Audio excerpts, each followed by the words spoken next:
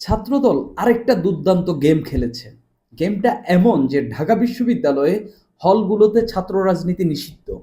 তারা হঠাৎ করে না বলে না কয়ে সেই হলগুলোতে কমিটি দিয়ে দিয়েছে। এই কমিটি দেওয়ার ফলে শিক্ষার্থীরা ব্যাপক আকারে ফুঁসে উঠেছে।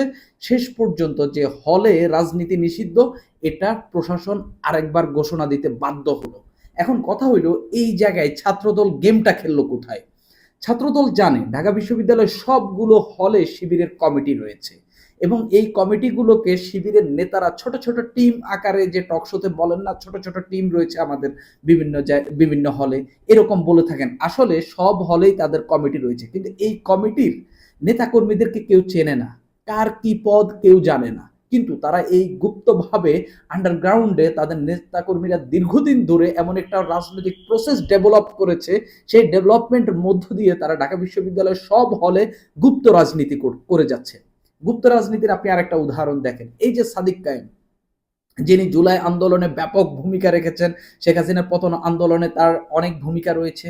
সেই সাদিক কায়েম যে শিবিরের সঙ্গে যুক্ত, একটা রাজনৈতিক দলের সঙ্গে যুক্ত, এবং ঢাকা বিশ্ববিদ্যালয়ে ছাত্র শিবিরের সভাপতি ছিলেন এই সাদিক কায়েম। কেউ কি এর আগে জানতেন?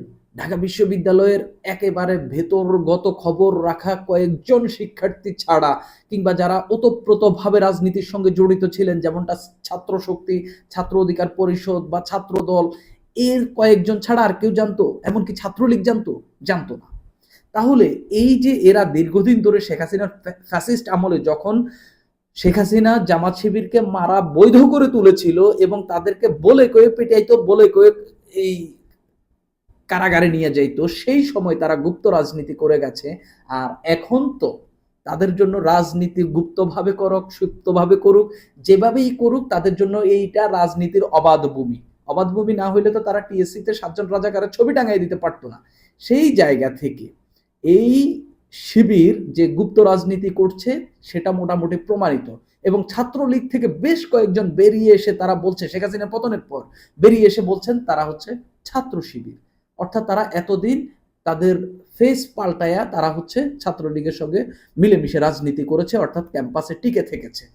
সেই শিবিরকে একটা মার দেওয়ার জন্য বা এই শিবিরের কমিটিগুলোকে বিলুপ্ত করার জন্য, এই শিবিরের কমিটিগুলোকে সামনে আনার জন্য, শিবিরের এই গুপ্ত রাজনীতিকে বন্ধ করার জন্য ছাত্রদল পুরা 18টা হলে কমিটি দিয়ে দিয়েছে। কমিটি দেওয়ার পর কি হইল?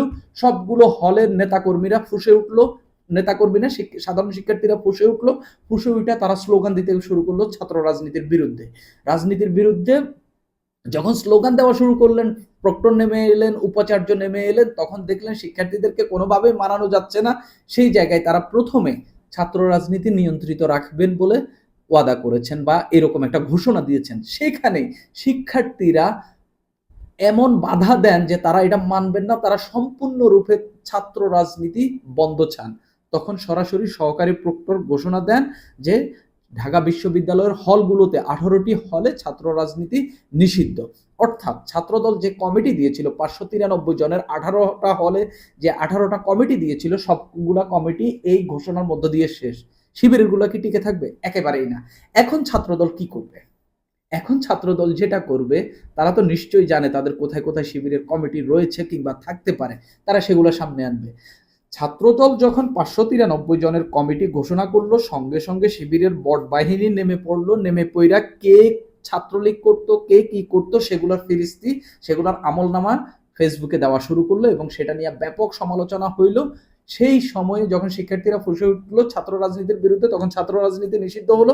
এই ছাত্রদল আমি কনফার্ম কালকে থেকে নেমে পড়বে যে শিবিরের কোথায় কি কমিটি আছে সেগুলো বের করার জন্য।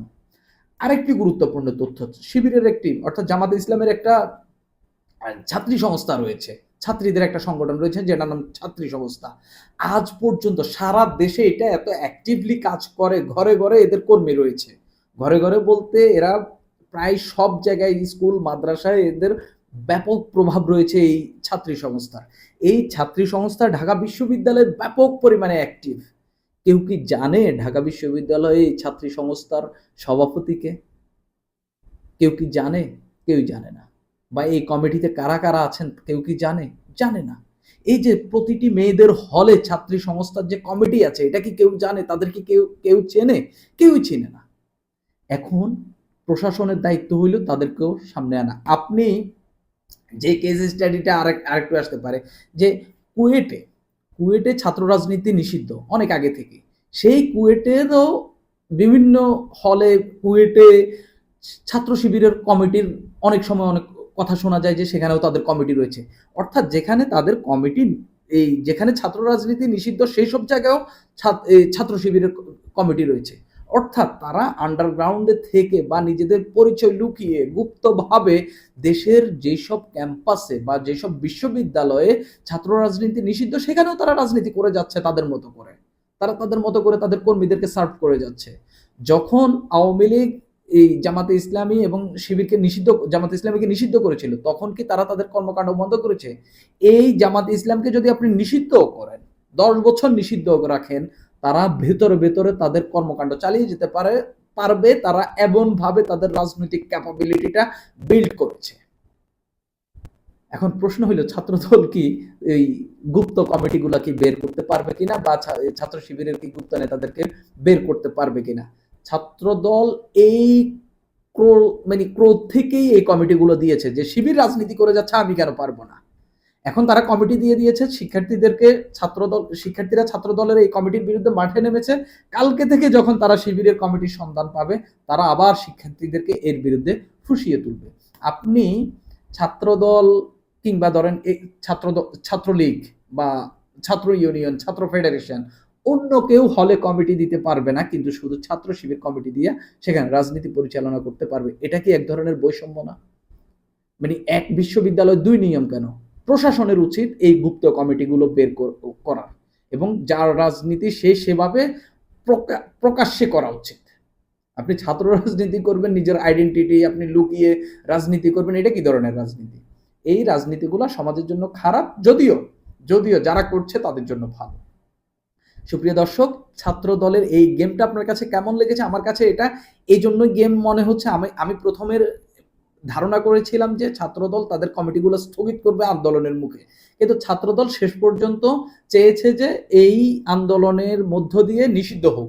নিষিদ্ধ হইলে তারা শিবিরকেও এই বিষয়ে ধরতে পারবে, যাতে শিবিরের কমিটিগুলো সেখান থেকে বিভিন্ন হল থেকে বিলুপ্ত করা হয়, বাতিল করা হয়, সেই সব বিষয়ে তারা একটা চাপ দিতে পারবে। সেই জন্যই ছাত্রদল এই গেমটা খেলেছে।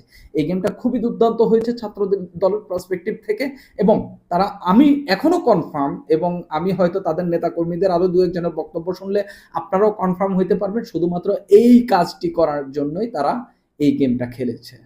আপনি ছাত্র দলের যদি ধরেন বিশ্ববিদ্যালয়ের কোনো হলে যদি কমিটিও না থাকে, অন্তত ওই হলে তাদের নেতাকর্মী অবশ্যই থাকবে, যে কোনো না কোনো ভাবে এই বিশ্ববিদ্যালয়ের রাজনীতির সঙ্গে জড়িত। তো বিশ্ববিদ্যালয় কিংবা সেন্ট্রাল কমিটির সঙ্গে যদি সে জড়িত থাকে, অটোমেটিক্যালি সে যখন ওই হলে ঢুকবে, ওই হলের নেতা সেই। এখন কথা হলো সেখানে আরো কয়েকজনকে মিলে সেই ওই রাজনীতিটা চর্চা করবে। আপনি যত যাই করেন, এই ক্যাম্পাসের হলগুলোতে আপনি রাজনীতি বন্ধ করতে পারবেন না। ওই বড় ভাই অটোমেটিক ছাত্র দলের সেন্ট্রাল কমিটিতে আছে, ছাত্র দলের বিশ্ববিদ্যালয় কমিটিতে আছে, সে যখন সেখানে পা দেবে ওইখানে রাজনীতি হয়ে যাবে, এটা বন্ধ করা যাবে না। তো যেহেতু সবার জন্য নিষিদ্ধ, আমি মনে করি শিবির যদি গুপ্তভাবে সেখানে থেকে থাকে, তাদেরটাও বের করা উচিত এবং সেটাকেও নিষিদ্ধ করা উচিত। সুপ্রিয় দর্শক, এখন এই পর্যন্ত।